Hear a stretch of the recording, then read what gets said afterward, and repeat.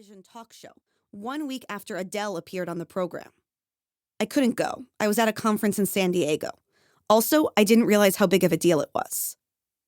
A Fast Company article, The Norwegian Secret to Enjoying a Long Winter, became the #1 most popular leadership story of the year, spawning yet another piece by the same author, The Norwegian Secret to Getting an Article Shared 300,000 times. People from all over the world have written to me, recounting what they love about winter, what they hate about winter, their happy childhood memories of snow days, the way winter drags them down.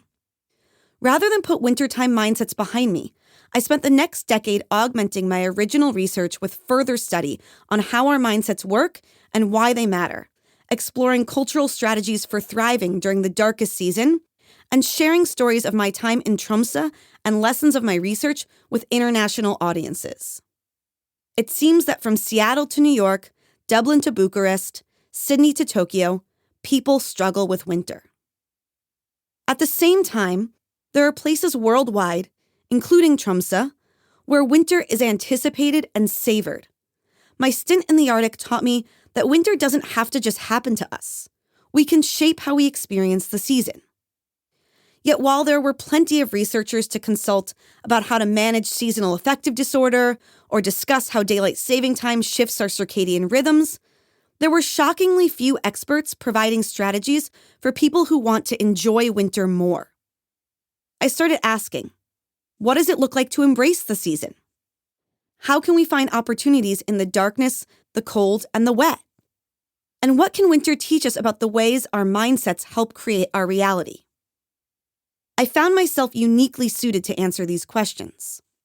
As a reformed winter hater, I knew what it was like to change my own winter mindset.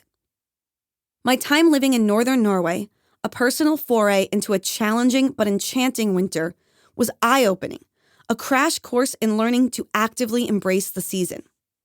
And my academic training, informed especially by the collective wisdom of the Stanford Mind and Body Lab, gave me the scientific expertise to parse decades of research about how to deliberately change our perspectives, behaviors, and mindsets. Ultimately, my search for the answers to these questions led to the book you're listening to right now. At its best, winter conjures images of cozy snow days and hot chocolate with marshmallows. Reading in front of the fireplace with a dog in your lap, skiing from rustic lodges, sledding at top speeds, and snowball fights.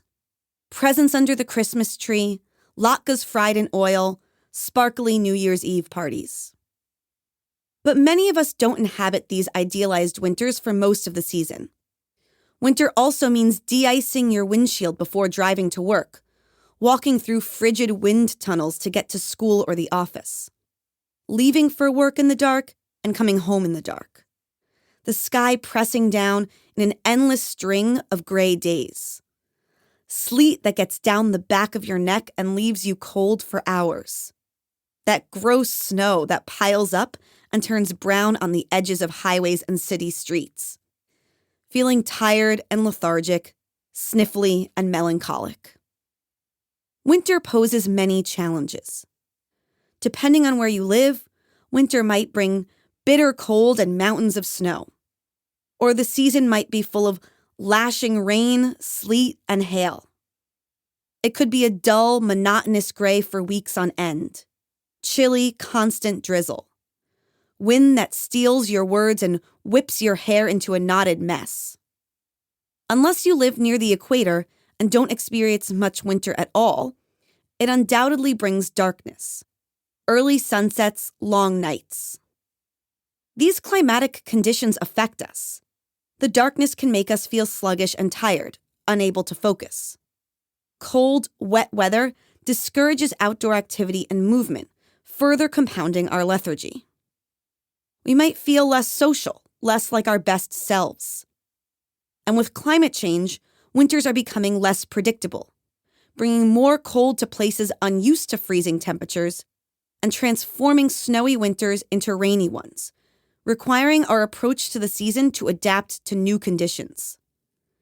These problems are, on the surface, issues of weather and climate, but they reflect much more. How disconnected we are from yearly cycles of life.